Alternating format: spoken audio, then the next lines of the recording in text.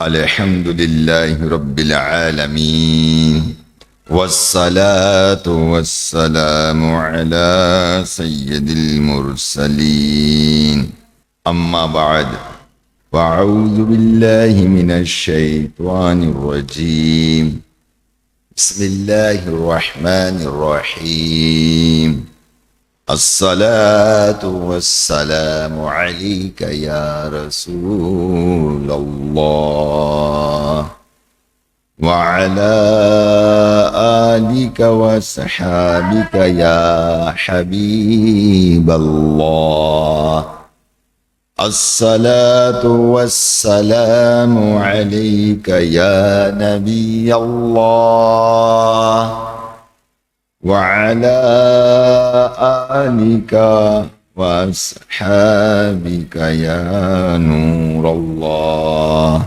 میرے میٹھے و محترم اسلامی بھائیوں، اللہ تبارک و تعالی قرآن مجید میں ارشاد فرماتا ہے ان اللہ وملائکتہ یصلون علی النبی یا ایہا الذین آمنوا صلوا علیہ وسلموا تسلیما۔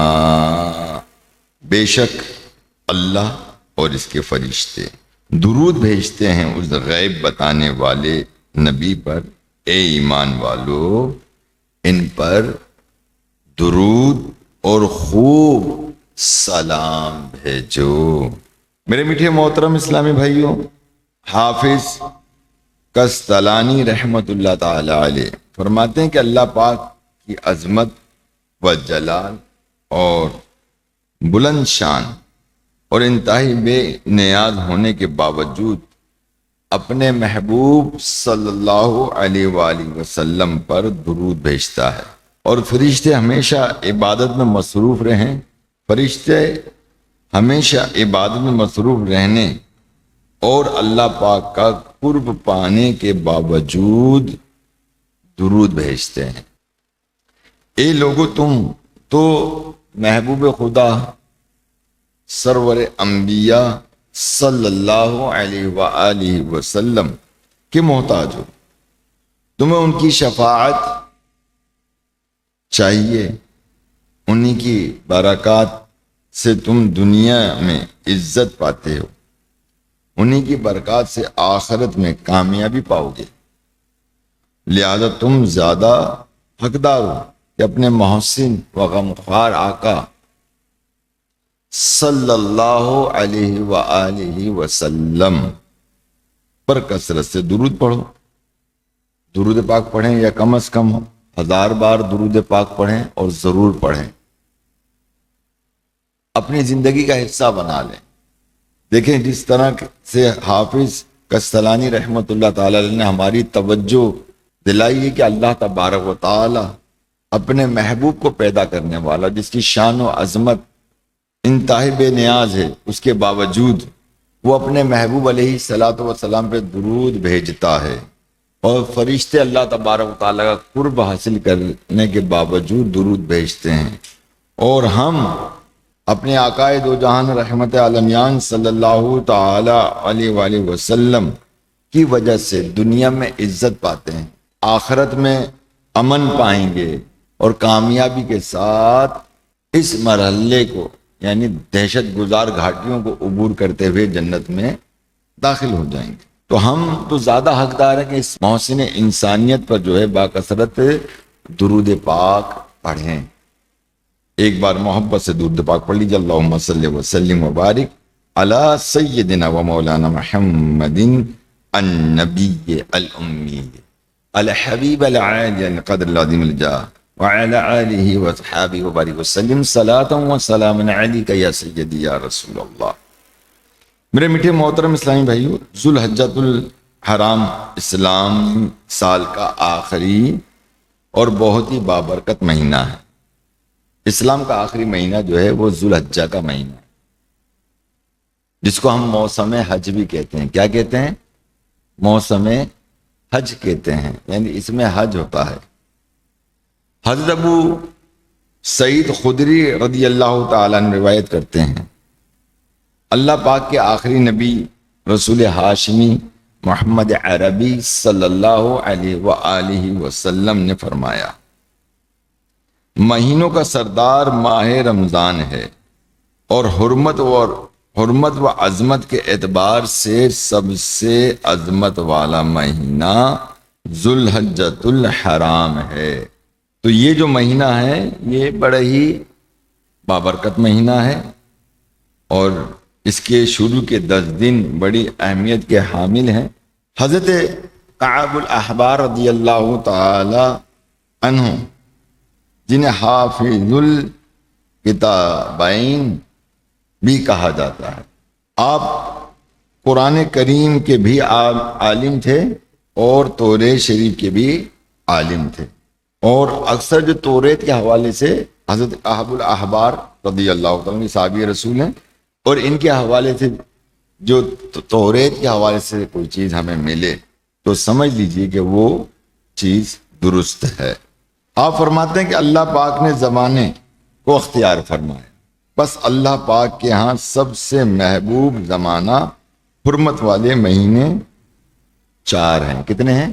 4، ذوالقعدہ، ذوالحجہ، محرم اور رجب المرجب۔ یہ 4 جو ہے نا اللہ تبارک و تعالیٰ کے حرمت والے مہینے ہیں۔ جیسا کہ آپ کو معلوم ہے رجب اللہ کا مہینہ ہے، شعبان اللہ کے نبی کا مہینہ ہے، اور رمضان جو ہے امت کا مہینہ ہے، اور ہر مہینہ اپنی اپنی جگہ فضیلتیں اور برکتیں رکھتا ہے۔ اللہ تبارک و تعالیٰ نے رمضان المبارک میں جو خزانے کا منہ کھول کے رکھا تو وہ حضور علیہ الصلاۃ والسلام کا ہی صدقہ ہے، ان کے ٹپکتے ہوئے آنسوؤں کے طفیل ہے کہ جس کے سبب ہمارے لیے رمضان میں بخشش و مغفرت آسان کی گئی۔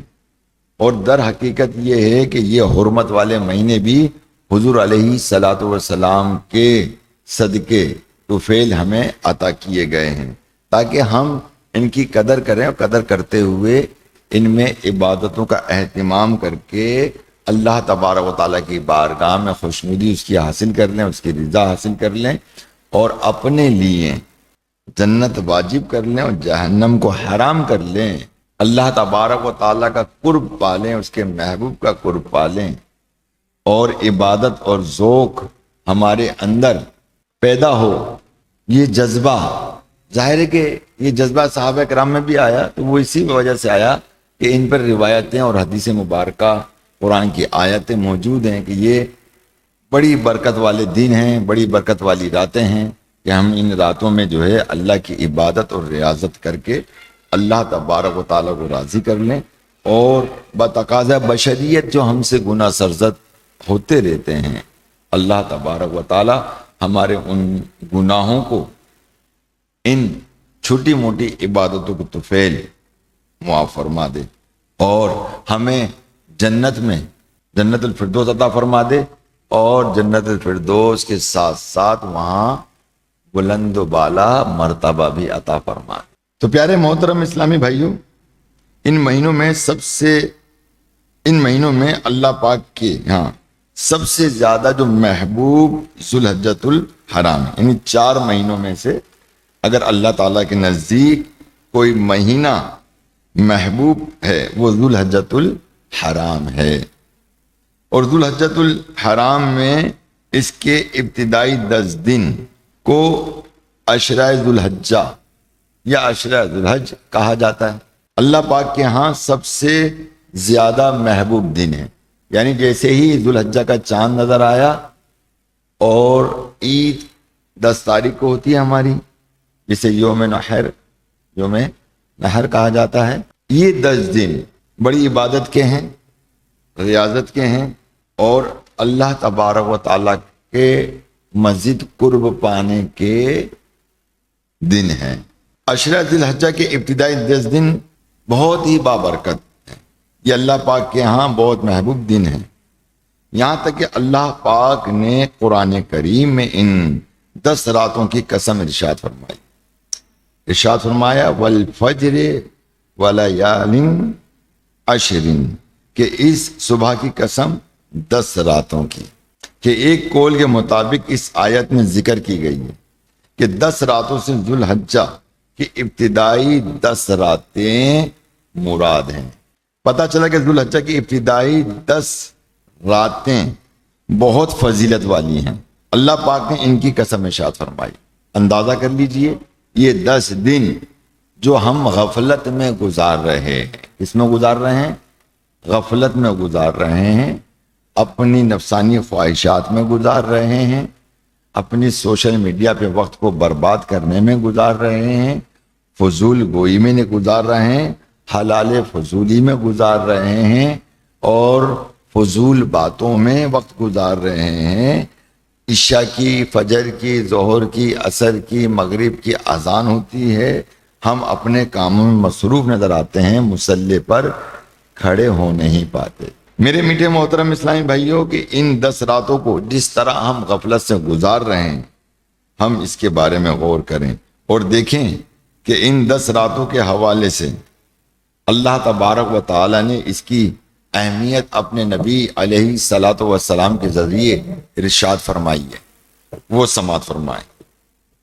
حضرت عبداللہ بن عباس رضی اللہ تعالی عنہما پیارے آقا مکی مدنی مصطفیٰ صلی اللہ علیہ وآلہ وسلم کے چچا زاد بھائی ہیں اور بہت عظیم صحابی ہیں۔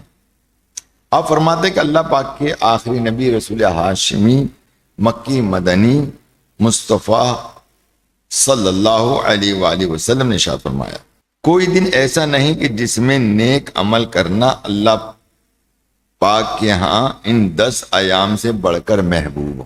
کیا فرمایا گیا؟ کہ کوئی دن ایسا نہیں کہ جس میں نیک عمل کرنا اللہ پاک کے ہاں ان 10 ایام سے بڑھ کر ہو۔ اس 10 دنوں کے اندر جو ہے اللہ تعالیٰ کے نزدیک نیک عمل کرنا جو ہے وہ محبوب عمل ہے۔ نفل پڑھیں، تلاوت کریں، ذکر اذکار کریں، روزہ رکھیں، یہ تمام عوامل اللہ تعالیٰ کے نزدیک جو ہے وہ الحمدللہ بہت زیادہ محبوب عمل ہیں۔ اور دن بھی رکھتے ہیں مگر ان دنوں میں زیادہ یہ عمل جو ہے محبوب یعنی اللہ تعالیٰ پسند فرماتا ہے۔ اب جو عمل اللہ تعالیٰ پسند فرماتا ہے تو محبت کا تقاضا کیا کہتا ہے؟ کہ وہ عمل کیا جائے، وہ عمل کیا جائے، نہ کہ اسے چھوڑا جائے یا پھر فضیلت سن کے جو ہے نا بس ایک کان سے سنا ایک کان سے اڑا دیا جائے۔ مگر میں اتنا ضرور کہوں گا کہ آپ لوگوں کو کہوں گا، سننے والوں کو کہوں گا، دیکھنے والوں کو کہوں گا، جتنا ممکن ہو سکے اللہ کی عبادت کریں، جتنا ممکن ہو سکے۔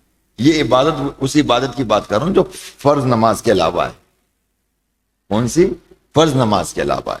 فرض تو فرض لازم ہے، نہیں پڑھو گے تو بھی گنہگار ہے۔ اگر آپ کے پاس سے کوئی نماز فرض چھوٹتی ہے تو ایک بات یاد رکھیے گا، یہ زندگی پہ قرض رہے گا اور یہ قرض نہ پڑھنے کے سبب بڑھتا رہتا ہے۔ گویا کہ آپ زندگی کا قرض مانگتے چلے جا رہے ہیں اور نماز ادا نہیں کر رہے۔ یہ قرض ادا نماز ادا کرنے سے ہی ادا ہوگا، نہ کہ نماز چھوڑنے سے ادا نہیں ہوگا، بلکہ نماز پڑھنے سے ادا ہوگا، چاہے وہ قضاء عمری کریں یا اس کو وقت پہ پڑھیں، چاہے وقت پہ پڑھیں۔ اب دیکھیے حدیث کے الفاظ ہیں، جس نے جان بوجھ کے ایک نماز قضا کی اس کے جہنم کے دروازے میں اس کا نام لکھا جاتا ہے۔ لوگوں کو توجہ ہی نہیں ہے، خیال ہی نہیں ہے کہ یہ کیا کہ ہمارا نام جنت کے دروازوں پہ لکھنا چاہیے تھا، یہ جہنم کے دروازے پہ لکھا جا رہا ہے صرف اس سبب کہ ہم نماز نہیں پڑھتے۔ کیا نہیں پڑھتے؟ نماز نہیں پڑھتے۔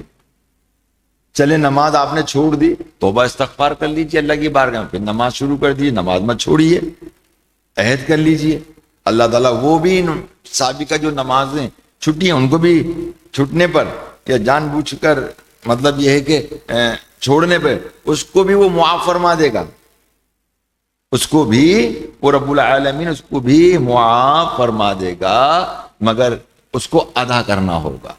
کیا کرنا ہوگا؟ ادا کرنا ہوگا، کیونکہ وہ قرض ہی رہے گا، بوجھ ہی رہے گا۔ یہ بات یاد رکھیے گا، نمازوں کا چھوڑنا یہ ایک بہت بڑا بوجھ ہے۔ اے مسلمانوں، اے اسلامی بہنوں، بلا وجہ نماز قضا کرنے پر اپنے اوپر بوجھ نہ ڈالو، بلکہ ان بوجھوں کو جتنی جلد ہو سکے اپنے کندھوں سے اتار لو۔ اسی میں عافیت ہے، اسی میں برکت ہے، اسی میں قبر میں سکون ہے، اسی میں ہی میدان محشر میں سکون اور امن کی جگہ ہے۔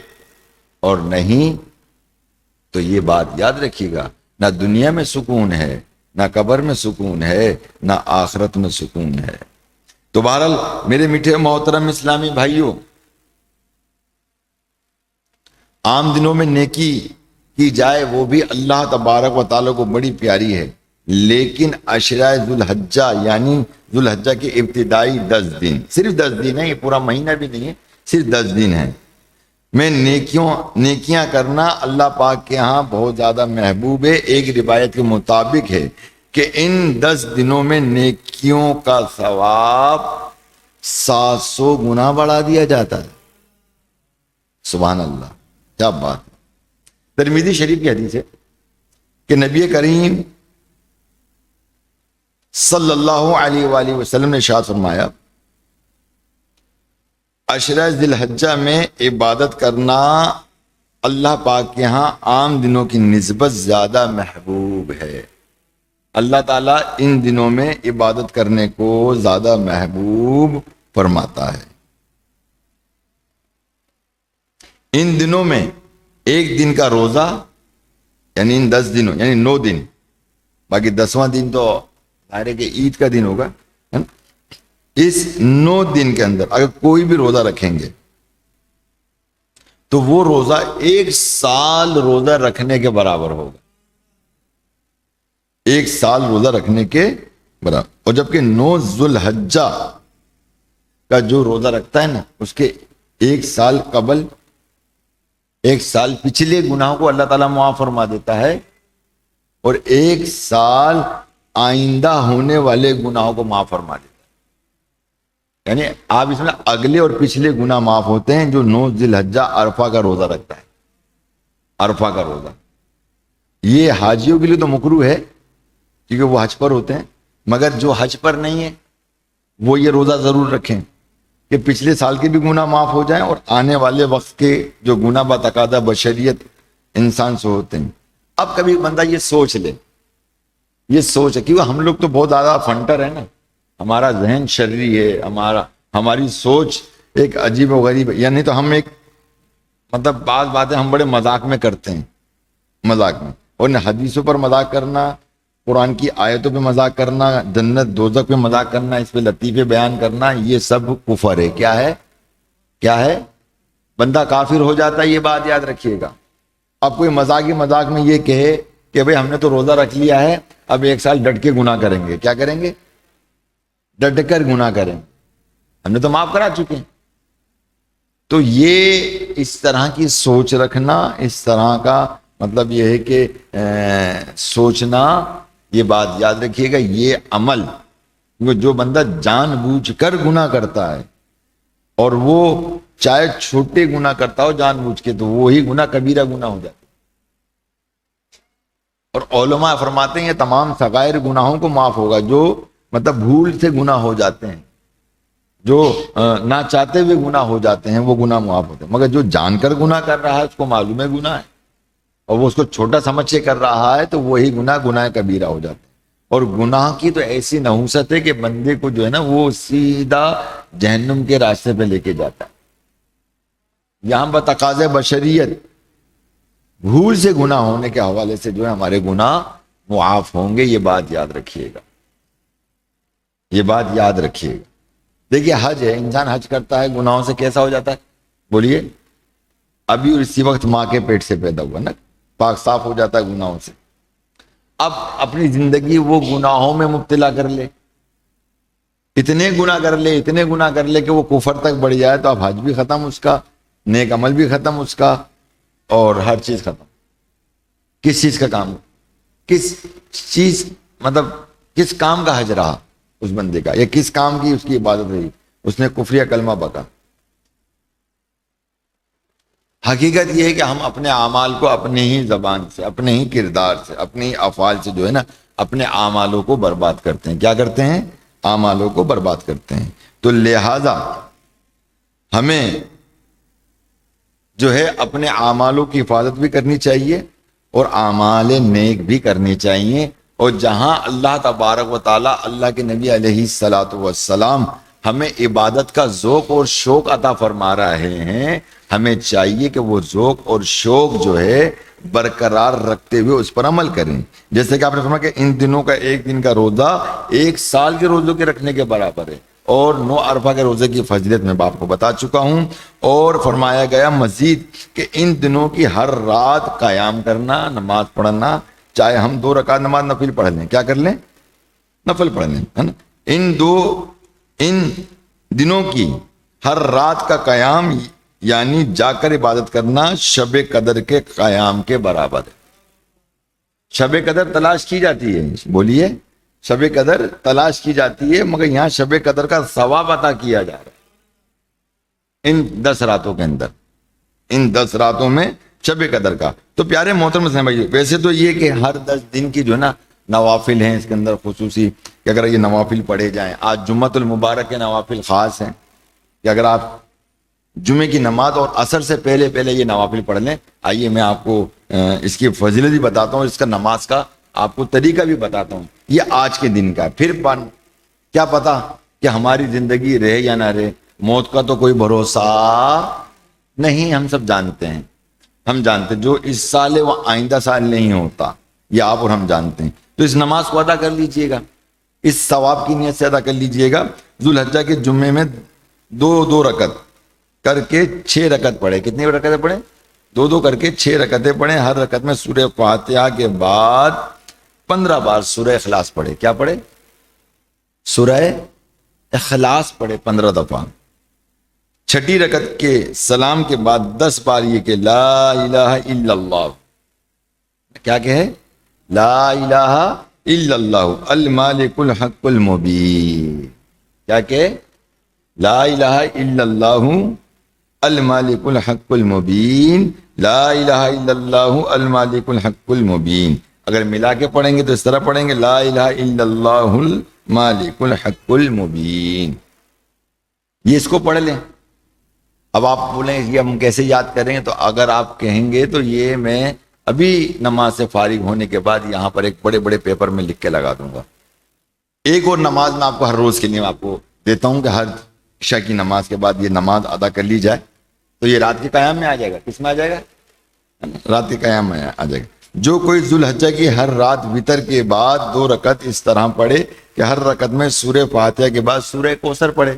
ہر ایک کو یاد ہے، چھوٹی صورتیں سب کو یاد ہوتی ہے. انا اعطیناک الکوثر تقریباً یاد ہوتی ہے. ایک بار پڑھے. کتنی بار پڑھے؟ ایک بار. اور سورہ اخلاص بھی ایک بار پڑھے. پڑھنی 2 رکعتیں. کتنی پڑھنی ہے رکعت؟ 2 رکعتیں پڑھنی ہے. پہلی رکعت میں سورہ کوثر اور دوسری رکعت میں سورہ اخلاص یعنی قل هو اللہ احد پڑھنی ہے. وہ پڑھ لیں، ایک مرتبہ پڑھ لیں، ٹھیک ہے نا. اللہ پاک اسے بدن کے ہر بال کے بدلے میں 10 نیکیاں عطا فرمائے گا. آپ اپنے جسم کے بال گن سکتے ہیں؟ پورے جسم کے بتائیے آپ کتنی ڈھیروں نیکیاں اللہ تعالیٰ عطا فرما دے گا. ہمیں آپ غور کر لیجئے. آپ وہ دینے پر آتا ہے، چپڑ پھاڑ کے دے رہا ہے، اپنا خزانے کا منہ کھول کر دے رہا ہے.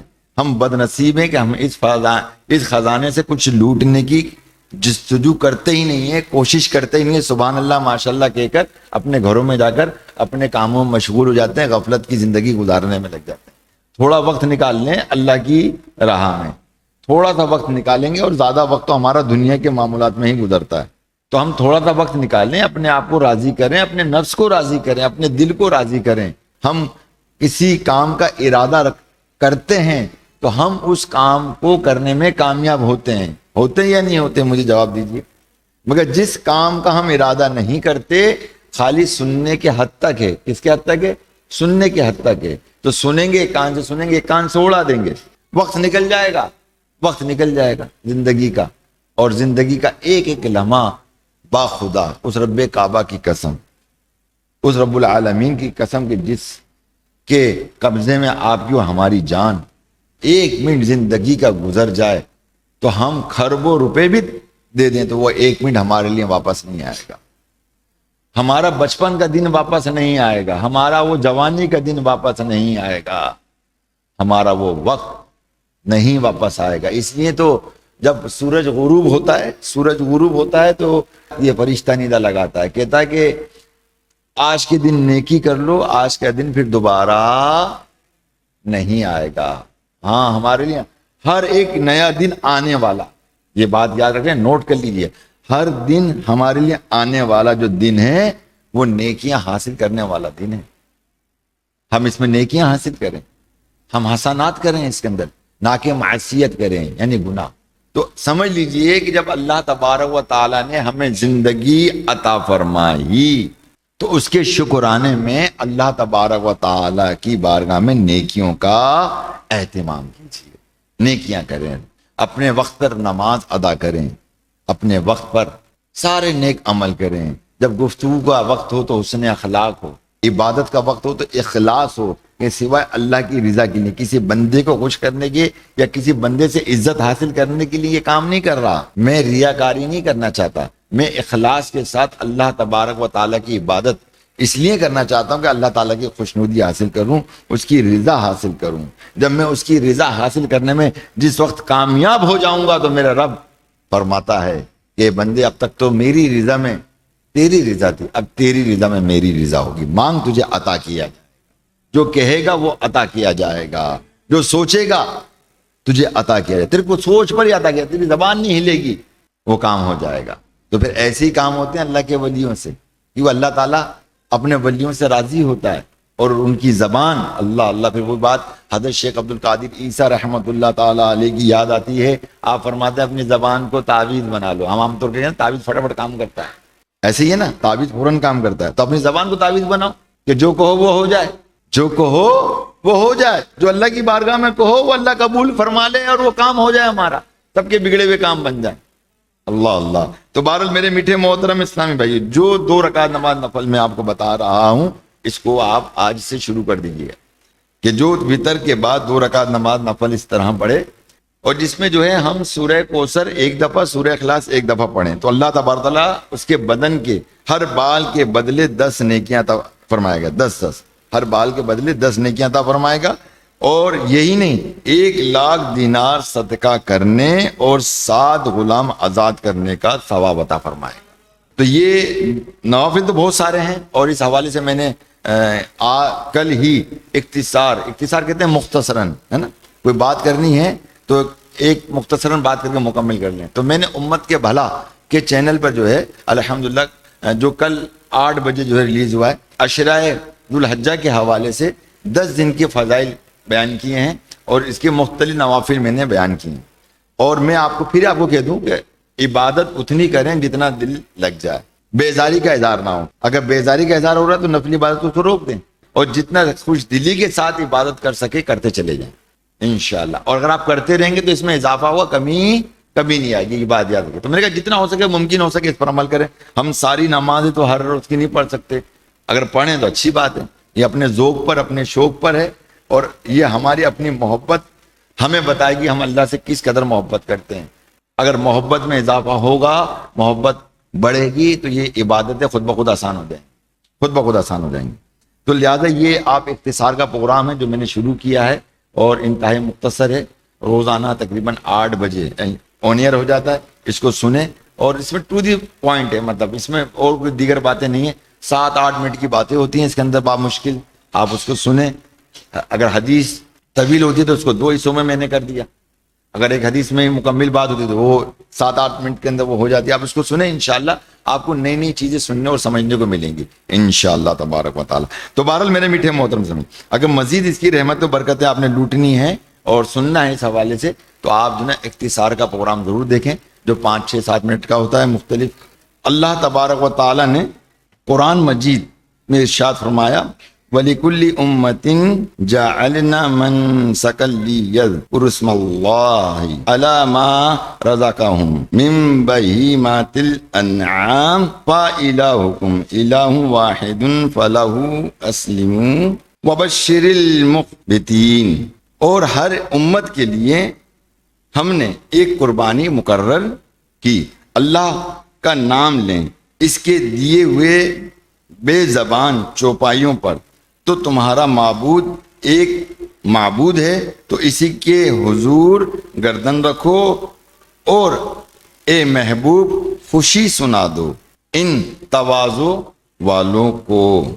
تفسیر صراط الجنان میں ہے کہ پچھلی ایماندار امتوں میں سے ہر امت کے لیے اللہ پاک نے ایک قربانی مقرر فرمائی، خالی ہم پر ہی نہیں، پچھلی امتوں پر بھی قربانی جو ہے وہ مقرر فرمائی، تاکہ وہ جانوروں کو ذبح کرتے ہیں وقت ان پر اللہ پاک کا نام لیں، تو اے لوگو تمہارا معبود ایک ہے، اس لیے ذبح کے وقت صرف اسی کا نام لو اور اسی کے حضور گردن جھکاؤ اور اخلاص کے ساتھ اس کی اطاعت کرو۔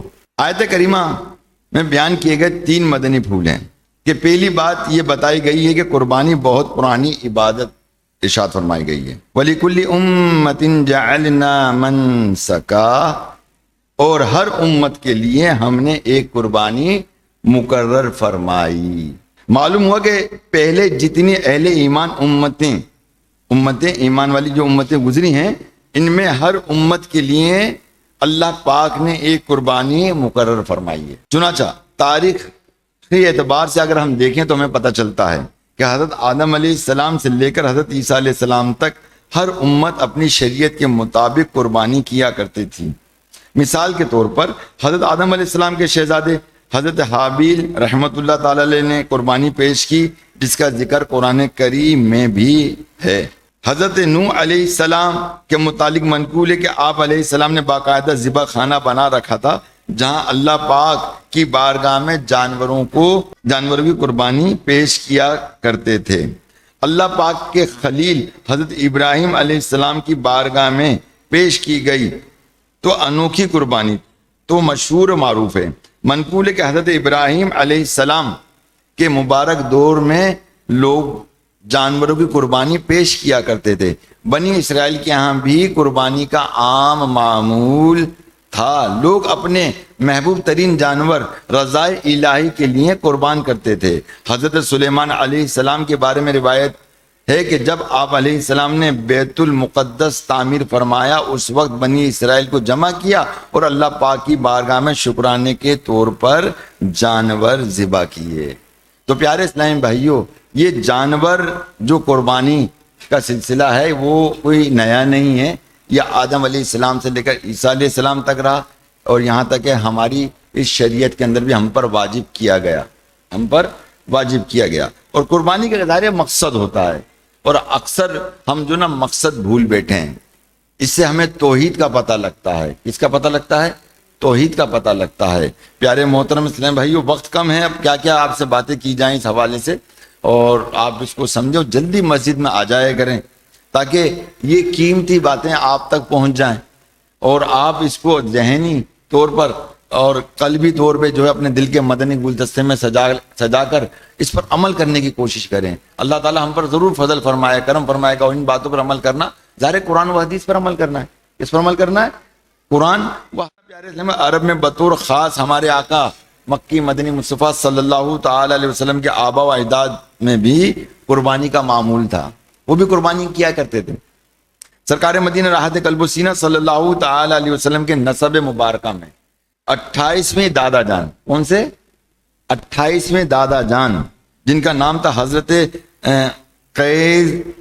قیزار رضی اللہ تعالیٰ عنہ، حضرت قیزار رضی اللہ تعالیٰ عنہ، آپ نے ایک بار کسی نیک مقصد کے لیے ایک ہی وقت میں اتنے سارے جانور قربان کیے کہ غیب سے آواز آئی، اے قیزار بس کیجئے، بے شک اللہ پاک نے آپ کی قربانی قبول فرما لی، آپ کی قربانی قبول فرما لیے۔ تو میرے میٹھے اور محترم اسلامی بھائیوں، ذرا غور کیجئے کہ قربانی جو ہے وہ پچھلے وقت سے دور سے چلی آ رہی ہے، اور ہمیں بھی اس کو خوش دلی کے ساتھ قربانی کرتے رہنا چاہیے۔ اسی طرح پیارے اسلامی بھائیوں، اس قرآن پاک کی دوسری آیت میں جو بات ارشاد فرمائی گئی کہ اللہ کا نام لیں اور اس کے دیے ہوئے بے زبان چوپائیوں پر، تو تمہارا معبود ایک معبود ہے، اسی کے حضور گردن رکھو، یعنی اللہ پاک ہی تمہارا رازق ہے، تمہیں رزق دینے والا ہے۔ اللہ پاک ہی نے یہ جانور پیدا فرمایا، اللہ پاک ہی نے ان طاقتور جانوروں کو تمہارے قابو میں دیا، اللہ پاک نے ہی انہیں ذبح کرنے اور گوشت کے ذریعے توانائی حاصل کرنے کی تمہیں اجازت دی۔ تمہارا ایک ہی خدا ہے، لہذا جانور ذبح کرتے وقت اس کا نام لو، اس کا شکر ادا کرو اور اس کے حضور سر جھکاؤ۔ تو معلوم ہوا کہ اللہ پاک نے جانوروں سے متعلق ہم پر جو انعامات فرمائے، جانور پیدا کیے، انہیں ہمارے قابو میں دیا، ان کا گوشت ہمارے لیے حلال فرمایا، قربانی ان انعامات کا شکر بھی ہے کہ ساتھ ساتھ اس میں اظہار توحید بھی ہے، یعنی دنیا بھر میں مسلمان عید الاضحیٰ کے موقع پر جانور ذبح کرتے وقت اللہ پاک کا نام لے کر عملی طور پر اظہار کرتے ہیں کہ اللہ ایک ہے۔ کیا ہے؟ اللہ ایک ہے، ہم پر انعام فرمانے والا ہے، ایک ہے، تمام مخلوقات کو پیدا کرنے والا ایک ہے، اور ہم صرف اسی ایک خدا وحدہ لا شریک کی عبادت کرتے ہیں، اس کے سوا کسی کو اپنا خدا نہیں مانتے۔ قربانی کا مقصد یہ ہے، قربانی۔ مگر ہم سمجھتے کہ بس ٹھیک ہے گوشت کھائیں گے ہم لوگ، کیونکہ ہمارے نزدیک بدقسمتی سے وہ جو عمل ہے نا، کیا کہنا چاہیے کہ جو ہمارے نفس کو بھلا لگتے ہیں، ہمیں وہ عمل کرنے میں زیادہ ذوق و شوق نظر آتا ہے، بدقسمتی سے۔ مگر وہ عمل جو ہم پر فرض کیے گئے ہیں، جسے ہمیں کرنا چاہیے، ہم اس سے دور بھاگتے ہیں۔ وہ کیا ہے؟ نماز۔ کیا ہے بولیے؟ نماز سے دور بھاگتے ہیں ہم لوگ۔ ہم اپنی مسجدوں کو ویران کر کے بیٹھے ہوئے ہیں، ہم اپنے مصلی کو گھر کے اندر ویران کر کے بیٹھے ہوئے ہیں، ہم نے اپنے قرآن پاک کو جو ہے نا دھولا مٹی میں رکھا ہوا ہے، صرف خوبصورت گلدان میں اس کو سجا کے رکھا ہوا ہے، ایک خوبصورت الماری میں سجا کے رکھا ہوا ہے، بس اسے نہ کھولا جاتا ہے نہ پڑھا جاتا ہے۔ بدقسمتی سے قرآن پاک، پیارے اسلامی بھائیوں، یہ حاجت رواں ہے۔ کیا ہے یہ؟ بولیے، قرآن پاک کیا ہے؟ اس کی تلاوت کیا ہے؟ یہ حاجت رواں ہے۔ ہاں میں نے یہ پڑھا ہے کہ قرآن پاک جس مقصد کے لیے پڑھا جائے، تلاوت کی جائے، اللہ تعالیٰ اس کی دعا کو قبول فرماتا ہے۔ ہم پڑھتے کتنا ہے قرآن پاک؟ کتنا پڑھتے ہیں قرآن پاک؟ قرآن پاک پڑھتے ہی نہیں، کھولتے ہی نہیں ہے قرآن پاک کو۔ اللہ کیا بنے گا ہمارا؟ بہرحال پیارے اسلامی بھائیوں، عمل جو ہے ہمارا وہ نفسانی خواہشات کے سبب ہے، باقی جو اصل مقصد ہے ہم بھولے۔ ہم نے دیکھا نہیں کہ ہمارے صحابہ کرام نے جہاد کیا، اس کا مقصد کیا تھا؟ ہمارے امام حسین رضی اللہ تعالیٰ عنہ نے کربلا میں اپنی جان قربان کی، اپنا خاندان کو لٹا دیا، اہل بیت کو لٹا دیا آپ نے، کیا کچھ نہیں کیا۔ کبھی اس کا مقصد سمجھے؟ اس کا مقصد سمجھے؟ بس یہ سمجھ گئے کہ دلیم بنا لو۔ کیا بنا لو؟ دلیم بنا لو، گھوٹا لگا لو اور اس پہ ڈانس کر لو، اور اس پہ جو ہے نا مطلب یہ ہے کہ خوب گانے بجائے جائے، ہم نے یہ مقصد سمجھ لیا۔ اس کا بدقسمت شیطان نے ہمیں گھما کے رکھ دیا ہے۔ نیک عمل کے اندر بھی، صدقات خیرات کے اندر بھی شیطان وہ ہر کاموں میں گھس گیا ہمارے اندر، ایسا گھس گیا کہ مت پوچھیں، اس طرح سے گھس گیا ہے کہ ہم مطلب یہ کہ اس سے نکل نہیں پاتے۔ بدقسمتی سے محرم آ جائیں گے، اب دیکھیں بھی کیا ہوگا، ہمارے گھروں میں کیا ہوگا۔ لاکھ مرتبہ ہم کچھ کہتے رہیں، کچھ بھی کہتے رہیں، مطلب ہم پر کبھی جو نا اثر ہونے والا نہیں ہے۔ ہم نے تو وہی کرنا ہے جو ہمارا نفس چاہتا ہے، سیدھی سی بات ہے۔ اور نفس ہمیشہ برائی کا حکم دیتا ہے، یہ بات یاد رکھیے۔ نفس ہمیشہ کس کا حکم دیتا ہے؟ بولیے، برائی کا۔ نفس اور شیطان ہمیشہ برائی کا حکم دیتا ہے، اور ہم اس کی برائی پہ ہی چلتے ہیں۔ اگر ہم اس کے الٹ چلیں تو ہمارا معاملہ ہی کچھ اور ہو جائے۔ اب اس پر ایک واقعہ مجھے یاد آ رہا ہے، میں آپ کو سوچ رہا ہوں وہ سناتا چلوں اس حوالے سے، کہ حضرت خواجہ نظام الدین اولیاء رحمۃ اللہ تعالی کا واقعہ ہے۔ آپ مطلب یہ ہے کہ بیمار پڑ گئے۔ ایک ہندو تھا، وہ نظروں سے لوگوں کا علاج کر دیا کرتا تھا، لوگوں کو دیکھتا تھا، نظروں سے علاج کرتا تھا۔ تو آپ کے مریدین نے چاہا کہ آپ کو جو نا اس ہندو کے پاس، آپ نے منع فرمایا، خبردار مجھے اس ہندو کے پاس مت لے کر جانا، جب آپ بالکل بے حال ہو گئے, آپ کو ہوش نہیں ہوا, تو مریدین آپ کو زبردستی اس ہندو کے پاس لے گئے. جب ہندوؤں نے دیکھا یہ تو مسلمانوں کے بہت بڑے پیشوا ہیں, ان کے تو بہت چاہنے والے ہیں, لاکھوں ان کے مرید ہیں, تو انہوں نے بڑی توجہ کے ساتھ ان کا کام کیا, یہاں تک کہ حضرت خواجہ نظام الدین اولیاء رحمۃ اللہ صحت مند ہو گئے. جب آپ صحت مند ہو گئے تو آپ نے ولایت کی نگاہ ڈالی اس ہندو پر اور فرمایا یہ بتا کہ تو ایسا کون سا عمل کرتا ہے کہ جس کے سبب جو ہے تو نے یہ مرتبہ حاصل کر لیا ہے. اس نے کہا جی جو میرے گرو تھے انہوں نے مجھ سے کہا کہ تم ہمیشہ نفس کا الٹ کرنا. کیا کرنا؟ نفس کا, یعنی نفس چاہے کھانا کھاؤ تو کھانا مت کھانا, نفس کہے کہ سو مت تو سونا نہیں, سونا نہیں, کھانا نہیں, اور جب وہ کہے کھاؤ تو کھا لینا. یعنی جو نفس کہے اس کا ہمیشہ الٹ کرنا. تو جو میرا نفس کہتا ہے میں ہر کام کا اس کا الٹ کرتا ہوں, وہ نفس کی بات نہیں مانتا بلکہ نفس کے ہر عمل کو برخلاف کرتا ہوں. تو حضرت خواجہ نظام الدین اولیاء رحمت اللہ تعالی نے فرمایا اچھا یہ بتا کہ کیا تیرے نفس نے یہ کہا کہ تو کلمہ پڑھ مسلمان ہو جا؟ کبھی نہیں کہا. تو بولا پھر اس اصول کے تحت تو کلمہ پڑھ اور مسلمان ہو جا. اسی وقت اس نے کلمہ پڑھا اور کہا لا الہ الا اللہ محمد رسول اللہ. جاری رہے گا انشاءاللہ انشاءاللہ. تو پیارے محترم اسلام بھائی, یہ ہے آج ہم اپنے نفس کے غلام ہیں. کس کے غلام ہیں؟ نفس کے غلام ہیں, جس کی وجہ سے ہم مسلح پہ کھڑے نہیں ہو پاتے. دیکھیے کہ قربانی کے بارے میں پیارے اسلامی بھائیوں کیا کچھ نہیں ہے. ذرا غور کیجئے کہ حضرت زید بن ارقم رضی اللہ تعالیٰ عنہ فرماتے ہیں کہ ایک بار صحابہ کرام علیہ رضوان نے بارگاہ رسالت میں عرض کیا کہ یا رسول اللہ صلی اللہ علیہ وسلم یہ قربانیاں کیا ہیں؟ پیارے نبی رسول اللہ صلی اللہ تعالی علیہ وسلم نے ارشاد فرمایا تمہارے والد ابراہیم علیہ السلام کی سنت ہے. صحابہ کرام علیہ رضوان نے پوچھا کہ یا رسول اللہ صلی اللہ علیہ وسلم اس میں تو ہمارے لیے کیا ہے؟ یہ تو ان کی سنت ہے مگر ہمارے لیے کیا؟ فوراً سوال کیا یہ بتائیے اس میں ہمارے لیے کیا ہے؟ فرمایا کہ قربانی کے ہر بال کے بدلے تمہارے لیے ایک نیکی ہے, ایک نیکی ہے. حضرت عبداللہ بن عباس رضی اللہ تعالیٰ فرماتے ہیں رسول اللہ صلی اللہ تعالی علیہ وسلم نے عید الاضحیٰ یعنی ذو الحجہ کی 10 تاریخ کو فرمایا کہ آج کے دن آدمی کا کوئی عمل خون بہانے قربانی یعنی قربانی کرنے سے زیادہ فضیلت والا نہیں. ایک حدیث پاک میں ہے کہ یوم النحر یعنی عید الاضحیٰ 10 تاریخ میں اللہ پاک کے ہاں آدمی کا سب سے پسندیدہ عمل خون بہانا ہے یعنی قربانی کرنا ہے. بے شک قربانی کا جانور روز قیامت اپنے سینگوں اور اپنے بالوں اور اپنے کھروں کے ساتھ آئے گا. بے شک قربانی کا خون زمین پر بعد میں گرتا ہے, رب کے ہاں قبول پہلے ہو جاتا ہے. بس خوش دلی کے ساتھ جو ہے وہ قربانی کی جائے. آئیے قربانی کی حکمت بھی آپ کو بتا کے بیان اختتام کرتا ہوں. باتیں بہت ساری آپ سے کرنی ہوتی ہیں مگر کر نہیں پاتا. جو باتیں رہ جائیں گی انشاءاللہ وہ اختصار میں کر دوں گا. آپ اختصار دیکھیے گا 5 منٹ کا 10 منٹ کا, اس میں انشاءاللہ وقتاً فوقتاً میں عرض کر دیا کروں گا.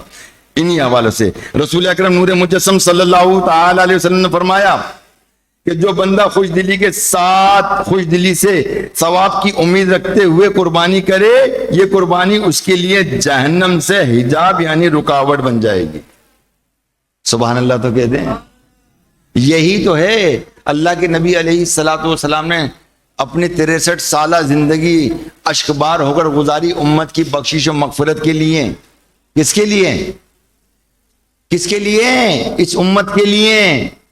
اور ان آنسوؤں کو قرار دینے کے لیے اللہ تبارک و تعالیٰ نے یہ فضیلت دی کہ تم قربانی کرو کہ یہ قربانی تمہیں جہنم سے بچا لے گی.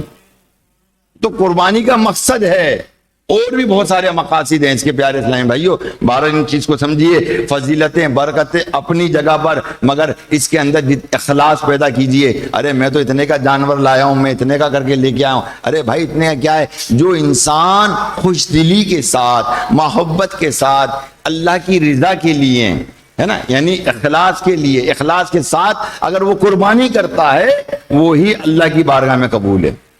دکھاوے والی قربانی بولیے وہ قبول نہیں ہے. دکھاوا کس کو کس کو دکھائیں گے ہم؟ مجھے بتائیں ہم کیوں دکھاتے ہیں کسی کو؟ کیوں ہم نمائش کرتے ہیں؟ نمائش کی ضرورت ہی نہیں ہے.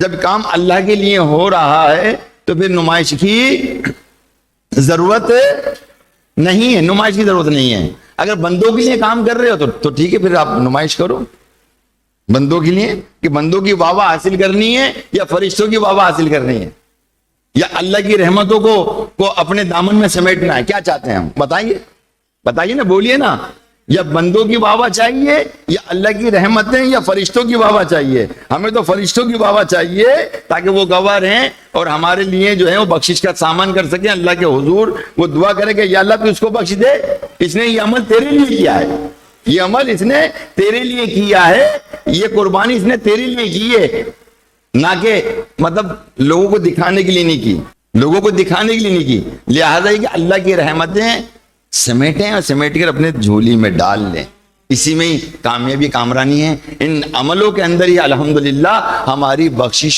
اور مغفرت جو ہے وہ پنہا ہے۔ اللہ تبارک و تعالیٰ آپ کو، مجھ کو، سب کو عمل کرنے کی توفیق رفیق عطا فرمائے، آمین بجاہ نبی الامین صلی اللہ علیہ وآلہ وسلم۔